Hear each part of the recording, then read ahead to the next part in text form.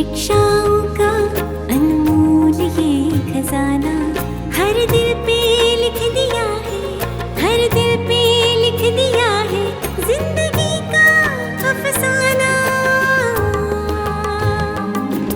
अमूल्य रतन, अमूल्य रतन, अमूल्य रतन।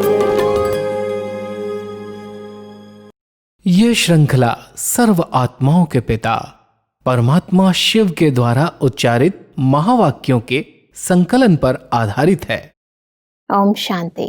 गॉडलीवुड स्टूडियो द्वारा प्रस्तुत अमूल्य रत्न में आप सभी का हार्दिक स्वागत है। 18 जनवरी सन 1969 यह वह दिन था जब प्रजापिता ब्रह्मा बाबा ने अपनी संपूर्ण स्थिति को प्राप्त किया और इसलिए हर वर्ष हम इस दिन को स्मृति दिवस के रूप में मनाते हैं। साकार प्रजापिता ब्रह्मा बाबा के श्रेष्ठ जीवन चरित्रों की स्मृतियों से सराबोर यह दिन हमें स्मृति स्वरूप बनने की समर्थी प्रदान करता है। इस दिन की विशेषताओं को आज हम ईश्वरीय महावाक्यों द्वारा गहराई से समझेंगे और इन महावाक्यों के स्पष्टीकरण के लिए हमारे मध्य हैं प्रजापिता ब्रह्मा कुमारिस ईश्वरीय विश्वविद्यालय के वरिष्ठ राजयोगी शिक्षक आदरणीय राजू भाई साहब। भाई साहब, आपका आज के एपिसोड में बहुत बहुत स्वागत है। ओम शांति। भाई साहब, आज हम बात करेंगे 18 जनवरी सन 1981 के महावाक्यों पर, जिसका टॉपिक है स्मृति स्वरूप का आधार, याद और सेवा। परमात्मा कहते हैं कि आप सभी साकारी सृष्टि में हर स्थान को सजाते हो, भिन्न भिन्न प्रकार के पुष्पों से सजाते हो। यह भी बच्चों की मेहनत बाप दादा ऊपर से देखते रहते हैं। आज के दिन जैसे आप सब बच्चे मधुबन के हर स्थान की परिक्रमा लगाते हो, बाप दादा भी बच्चों के साथ परिक्रमा पर होते हैं। तो सब ये जो परिक्रमा है इसको थोड़ा स्पष्ट करें, और साथ ही परमात्मा ने जो कहा कि हम भिन्न भिन्न फूलों से सजाते हैं, उन फूलों का क्या महत्व है इसको भी थोड़ा स्पष्ट करें।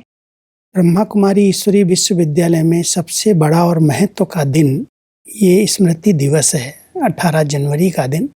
क्योंकि ब्रह्मा बाबा जो इस साकार सृष्टि में हम सबके आदि पिता थे, जिन्होंने इस ईश्वरीय विश्वविद्यालय की स्थापना की, जो हम सबके पालनहार बने, उन्होंने 18 जनवरी 69 को अपना ये भौतिक देह का त्याग किया।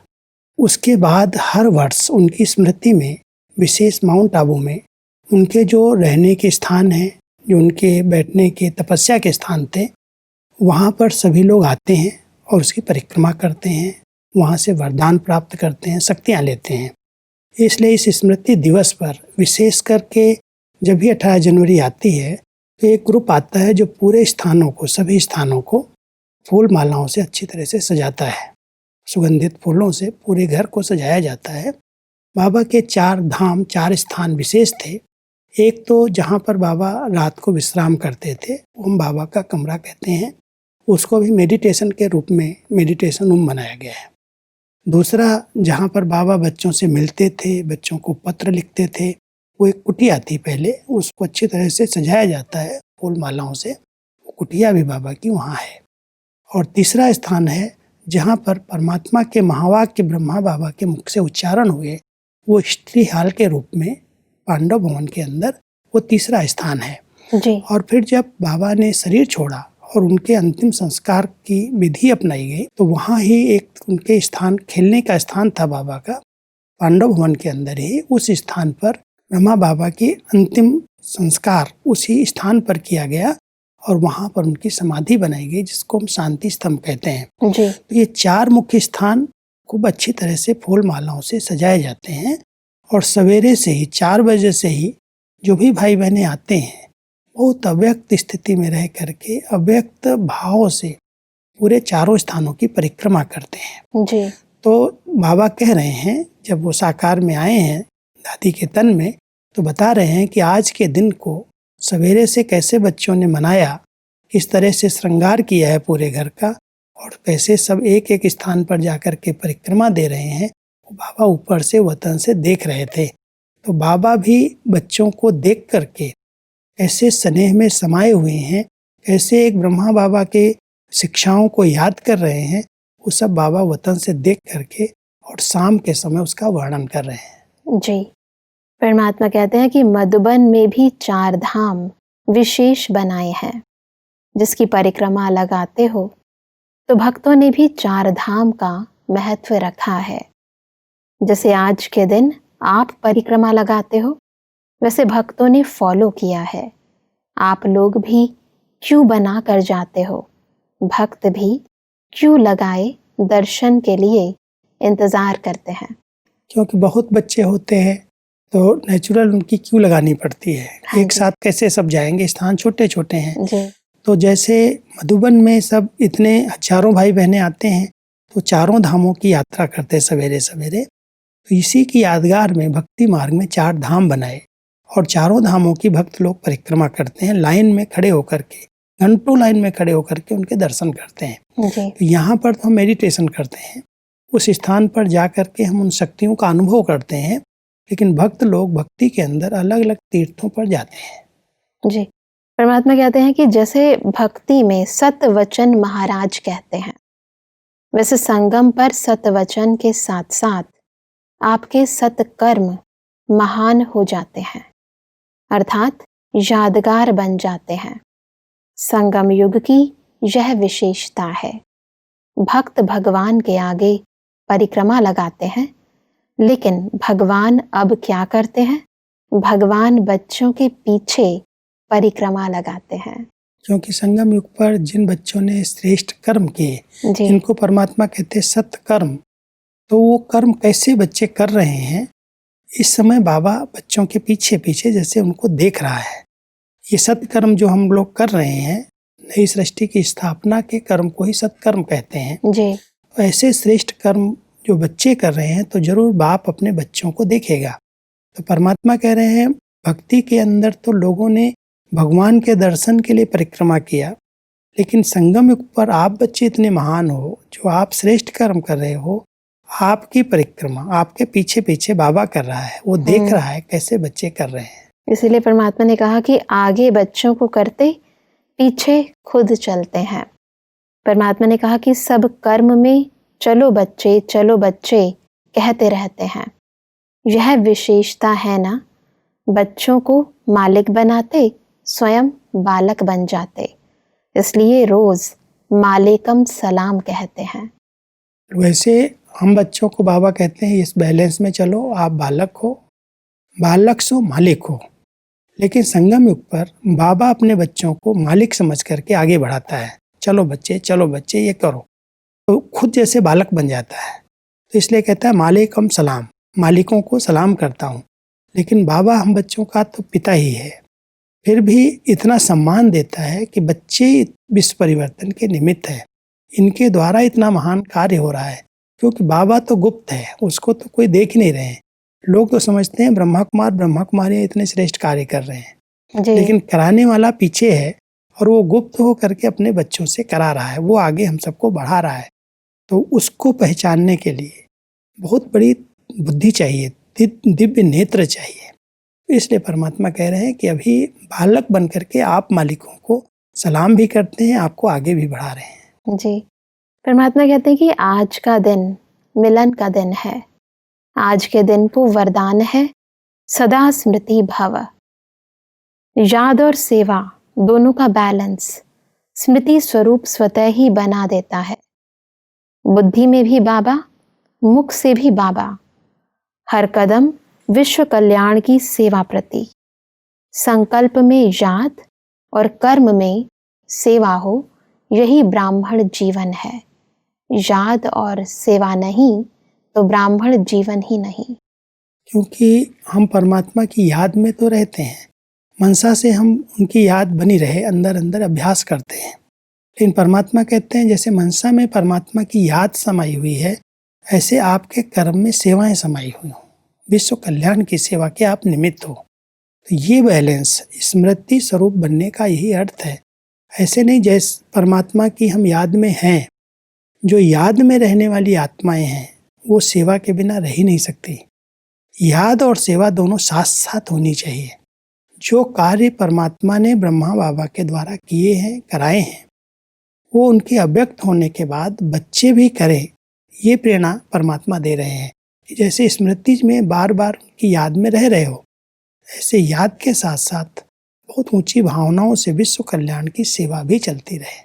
वैसे इसमें होता है कि कई बारी जिनका बुद्धि से काम होता है, बुद्धि से सेवाएं होती हैं, उन्हें कई बारी ये बैलेंस रखने में कठिनाई हो जाती है, तो इसको थोड़ा कैसे रखें बैलेंस, थोड़ा स्पष्ट करें। वास्तव में एक है कर्मणा सेवा। कर्मणा सेवा बुद्धि वाले जो बुद्धि से सेवा कर रहे हैं उसमें बिजी हैं, वो कर्मणा सेवा नहीं कर पाते जी। लेकिन परमात्मा कर्मणा सेवा के ऊपर नहीं कह रहे हैं। ये विश्व कल्याण की सेवा हम मनसा द्वारा भी कर सकते हैं जी। अपनी अच्छी वृत्तियों से अच्छा वायुमंडल बना सकते हैं। तो हम अपनी बुद्धि की सेवा करते हुए बीच बीच में मन और बुद्धि को एकाग्र करके परमात्मा में टिकाएं और उनकी शक्तियां ले करके वायुमंडल में फैलाएं। जी। ये भी एक कर्मणा सेवा हो जाती है। जैसे हम वो विश्व कल्याण की बेहद सेवा मनसा द्वारा कर रहे हैं। तो एक है बुद्धि वाले जो बहुत बिजी हैं, कोई स्थूल सेवाएं नहीं कर सकते। स्थूल सेवाएं अलग हैं जी। लेकिन विश्व कल्याण के लिए हर प्रकार की सेवा की आवश्यकता है, अपनी शुद्ध मनसा द्वारा, अपनी अच्छी वाचा द्वारा और फिर कर्मणा द्वारा। तो जिसके पास जो समय और जिस प्रकार की उसकी योग्यताएं हैं, विशेषताएं हैं, अगर वो उस तरह से करता है तो याद और सेवा दोनों का बैलेंस रह सकता है। परमात्मा कहते हैं कि बाप दादा की नज़र हर एक बच्चे की विशेषता पर जाती है और ऐसा कोई भी नहीं हो सकता जिसमें कोई विशेषता न हो। विशेषता है तब विशेष आत्मा बनकर ब्राह्मण परिवार में आए हैं। आप भी जब किसी के संपर्क में आते हो तो विशेषता पर नजर जानी चाहिए। विशेषता द्वारा उनसे वह कार्य करा सकते हो और लाभ ले सकते हो। ये बहुत आवश्यक है, क्योंकि अगर हम किसी से कोई फायदा लेना चाहते हैं तो उसकी विशेषताओं का ज्ञान होना चाहिए, समझ होनी चाहिए। इस आत्मा की क्या क्वालिटी है, क्या इसकी विशेषताएं हैं। तो जैसे परमात्मा ने हम सबको विशेष बनाया, विशेष स्थान पर रखा, विशेष सेवाओं के निमित्त बनाया, ऐसे ही परमात्मा कह रहे हैं जो भी आत्माएं ब्राह्मण बनी हैं, जो बाबा के बच्चे बने हैं, उनमें कुछ न कुछ विशेषता है। उस विशेषता को देखो और उसी विशेषता के अनुसार उसे सेवा लो, तो ये कार्य बहुत फास्ट गति से आगे फैलेगा और बहुत सहज आप विश्व कल्याण की सेवा के निमित्त बन सकते हो। सब विशेषता देखने का भी कोई तरीका है क्या? हर आत्मा में कोई न कोई क्वालिटी होती है। माना जैसे देखते हैं हम किसी के अंदर बहुत व्यवस्थित हर चीज रखने की विशेषता है। कोई भी चीज उसको देखो संभाल करके रखेगा, हिसाब से रखेगा, संभाल के रखेगा। कोई के अंदर है बहुत परफेक्ट काम करेगा, कोई चलाने वाला काम करेगा। तो हमारी नज़र रहनी चाहिए कि जो आत्माएं हमारे संपर्क संबंध में हैं उनके अंदर के भाव क्या हैं, सेवा के करने के तरीके क्या हैं, किस तरह से कर रहे हैं। अगर हम ध्यान देते हैं, थोड़ा सा अटेंशन देते हैं उस व्यक्ति पर, तो उसकी सब विशेषताएं हमारे सामने आती रहती हैं। इसमें हिम्मत है, इसमें उमंग उत्साह है, इसके अंदर एक्यूरेसी है, ये बहुत ऑलराउंडर है, एक्यूरेट है। बहुत सारी विशेषताएं हर आत्मा के अंदर हैं और उन विशेषताओं को अगर हमारा ध्यान रहे कि ये जो कर्म हो रहा है उसके कर्मों पर हम ध्यान दें। जैसे दादियों ने हमें क्या देखा कि इसको अगर हमने कोई काम दिया और बहुत एक्यूरेट और समय पर इसने करके हमें दे दिया, तो उनकी एक भावना भी बैठ गई, इसको कोई भी काम दिया जाएगा उसमें कोई भी प्रकार की गलती नहीं होने देगा जी। तो उन्होंने हमारी इस विशेषता को नोट किया, क्योंकि हमने एक बार दो बार करके दिखाया। अगर कोई व्यक्ति करके दिखाता है तो सहज भाव से सामने वाला व्यक्ति उस विशेषता को समझ सकता है जी। इसलिए सेवाएं करते जाएं तो सबके ध्यान पर आएगा इस आत्मा के अंदर ये विशेषता है। परमात्मा कहते हैं कि जैसे बाप होपलेस को होप वाला बना देते, ऐसा कोई भी हो, कैसा भी हो, उनसे कार्य निकालना है। यह है संगम युगी ब्राह्मणों की विशेषता। जैसे जवाहरी की नज़र सदा हीरे पर रहती, आप भी ज्वेलर्स हो, आपकी नज़र पत्थर की तरफ न जाए, हीरे को देखो। क्योंकि जो भी विशेषताएं हैं, कैसा भी कोई व्यक्ति है जो ईश्वरीय सेवाओं में आया है, उसके अंदर कुछ न कुछ विशेषताएं होंगी। तो जैसे जवाहरी होता है तो पत्थर की तरफ नहीं देखता, उस पत्थर के अंदर हीरा कहाँ है, कितना है, किस वैल्यू का है, उस पर नजर जाती। तो परमात्मा भी कहते हैं आप बच्चे रत्नों के व्यापारी हो, अविनाशी ज्ञान रत्न आपके पास है। ज्ञान की बुद्धि से आत्मा को आप परख सकते हो। ये परखने की बहुत तीव्र बुद्धि चाहिए, लेकिन इसके लिए विशेषताओं को जानने के समझने के लिए हमारी बुद्धि बहुत साइलेंस में चाहिए, बहुत स्थिर और एकाग्र चाहिए। अगर स्थिर और एकाग्र बुद्धि है तो सामने वाली विशेषता के अंदर क्या चल रहा है, उसकी क्या विशेषताएं हैं, उसको हम फट से अनुभव कर सकते हैं, कैच कर सकते हैं। और फिर जो है जैसी उसकी विशेषता है, छोटी है कोई बड़ी है, अगर हम उसको काम में लगा लेते हैं, उसको सेवा दे देते हैं उसी प्रकार की, और वो करता है दिल से जी, तो उसके अंदर और कई विशेषताएं डेवलप होती हैं। जैसे कोई बीज होता है, अगर वो बीज धरनी में डालते हैं तो धरनी में डालने के बाद उससे कई बीज तैयार हो जाते हैं जी। ऐसे किसी के अंदर एक ही विशेषता है। मान लो कोई आपने किसी को कहा ये सेवा करनी है और उसको पता नहीं कैसे करनी है, लेकिन वो कहता हाँ जी, तो हाँ जी की उसकी एक विशेषता है। हाँ जी किया है, करने लगेगा तो उसको सबका सहयोग मिल जाएगा, और वो एक बार करेगा, 2 बार करेगा, सीख जाएगा, उससे अनेक कार्य हो जाएंगे, अनेक विशेषताएं उसके सामने आ जाएंगी, अंदर प्रवेश हो जाएंगे। इसलिए कभी भी जो विशेषता जिसके अंदर है उसको देखो और देख करके उसको सेवा में लगाओ, तो वो आत्मा भी विशेष आत्मा बन जाएगी और आपके कार्य भी सफल हो जाएंगे। बिल्कुल। अच्छा, ज्वेलर्स बनने के लिए पारखी नजर चाहिए। पारखी नजर चाहिए जी। ऐसा परमात्मा कहते हैं कि संगम युग है भी हीरे तुल्य युग, पाठ भी हीरो, युग भी हीरे तुल्य, तो हीरा ही देखो, फिर स्टेज कौन सी होगी, अपनी शुभ भावना की किरणें सब तरफ फैलाते रहेंगे। वर्तमान समय इसी बात का विशेष अटेंशन चाहिए। ऐसे पुरुषार्थी को ही तीव्र पुरुषार्थी कहा जाता है। अब यही अटेंशन रखना है कि हर आत्मा के अंदर कौन सी विशेषता है। विशेषता को परमात्मा कह रहे हैं हीरा। जैसे हम हीरो पाठधारी हैं, संगम का समय हीरे तुल्य जन्म है, हीरे तुल्य समय है, ऐसे ही हर आत्मा के अंदर जो विशेषता है उस हीरे को देखना, उस विशेषता को देखना और उसके प्रति शुभ भावना रखना जी। तो परमात्मा कहता है जितनी आप उसके प्रति शुभ भावनाएं रखेंगे, हीरे को ही देखेंगे, तो ये जो पुरुषार्थ है जिसमें किसी की कमी कमजोरी नोट नहीं होती, यही पुरुषार्थ तीव्र पुरुषार्थ है। क्योंकि किसी भी आत्मा को आप सहयोगी बना सकते हो, उसको अपने कार्य में मददगार बना करके उससे बहुत से कार्य करा सकते हो। बिल्कुल। तो इसलिए परमात्मा कह रहे हैं कि यही पुरुषार्थ अगर आप कर रहे हो तो ये तीव्र पुरुषार्थ है। ऐसा परमात्मा कहते हैं कि ऐसे पुरुषार्थी को मेहनत नहीं करनी पड़ती, सब कुछ सहज हो जाता है। सहज योगी के आगे कितनी भी बड़ी बात ऐसे सहज हो जाती है जैसे कुछ हुआ ही नहीं, सूली से कांटा। क्योंकि कोई बड़ी बात जैसे सूली जैसी बात है वो बहुत छोटा कांटा हो जाए। माना कोई भी मुश्किल या मेहनत जहाँ हमें लग रही है, जो सहज योगी आत्माएं हैं जिनकी नेचर सरल है, सहज है और परमात्मा से जिनका संबंध है, उनके लिए कोई बड़ी से बड़ी बात भी बहुत सहज पूरी हो जाती है, सफल हो जाती है। तो परमात्मा हम सबको कह रहे हैं जहाँ भी मेहनत लगती है, कोई मुश्किल का अनुभव लगता है, तो यह छोटे बच्चे होते हैं उनको चलने में पहले सीखना पड़ता है, अभ्यास करना पड़ता है जी। अभी आप इतने बड़े हो गए हो, अगर आप भी कहते हो इस बात में मेहनत लग रही है, माना आप सहज योगी नहीं बने। अगर सहज योगी जीवन है तो कहीं मेहनत है ही नहीं, सब काम ऑटोमेटिक चलते हैं, स्वतः होते हैं। संकल्प इतने शुद्ध हैं, जो संकल्प करोगे वो अपने आप होने लगेगा। इसलिए परमात्मा ने कहा कि बचपन में जब चलना सीखते हैं तब मेहनत लगती, तो मेहनत का काम भी बचपन की बातें हैं। अब मेहनत समाप्त, सब में सहज। जहाँ कोई भी मुश्किल अनुभव होता है वहाँ उसी स्थान पर बाबा को रख दो। बोझ अपने ऊपर रखते हो तो मेहनत लगती, बाप पर रख दो तो बाप बोझ को खत्म कर देंगे। क्योंकि बाबा इस समय संगम पर हम बच्चों के लिए कहता है कि मैं आपका सर्वेंट बनकर आया हूँ। बच्चे अपने ऊपर बोझ क्यों रखते हो?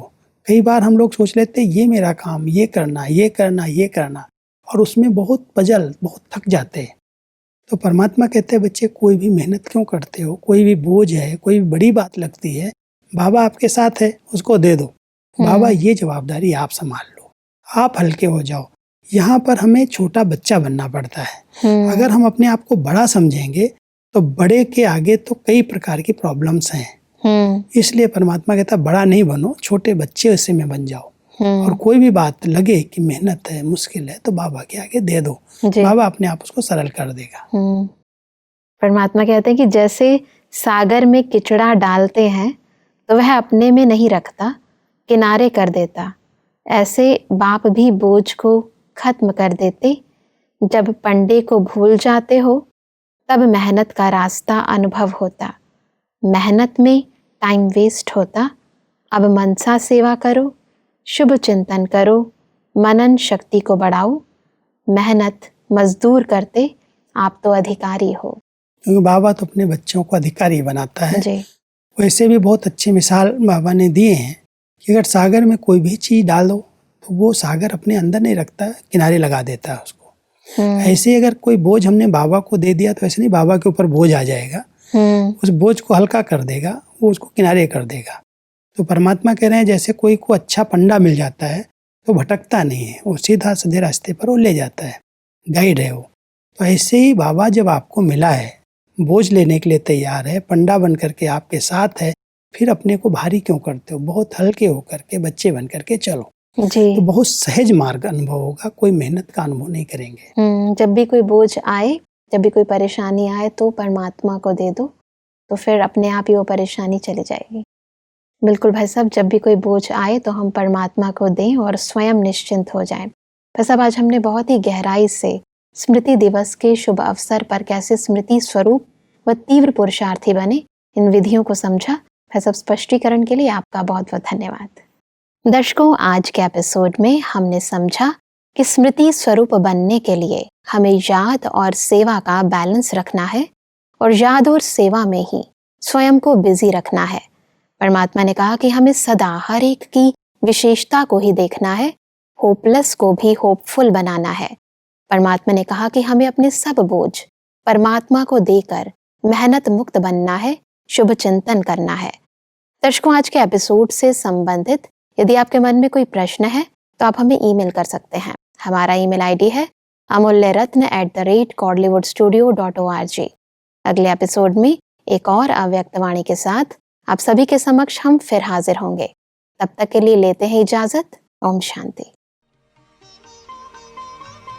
मुख्य सार: संपूर्णता को समीप लाने मनसा सेवा करो, शुभ चिंतन करो, मनन शक्ति को बढ़ाओ, कर्मातीत स्टेज पर वरदानी मूर्त का पाठ बजाओ, विशेषता पर ही नजर जाए। ऐसा कोई भी नहीं हो सकता जिसमें कोई विशेषता ना हो। कोई भी हो, कैसा भी हो, उनसे कार्य निकालना ही संगम युगी ब्राह्मणों की विशेषता है। संकल्प में याद और कर्म में सेवा, यही ब्राह्मण जीवन है और इसका बैलेंस स्मृति स्वरूप बना देता है। अधिक जानकारी के लिए संपर्क करें Amulya Ratan Godlywood studio, Manmohini Van, Shantivan post, Abu road, 307510, district Sirohi, Rajasthan. Email ID है amulyaratn@godlywoodstudio.org। इस श्रृंखला को प्रजापिता ब्रह्मा कुमारीज ईश्वरीय विश्वविद्यालय के सेवा केंद्रों पर क्लास में नियमित रूप से चलाने के लिए गॉडलीवुड स्टूडियो से संपर्क करें।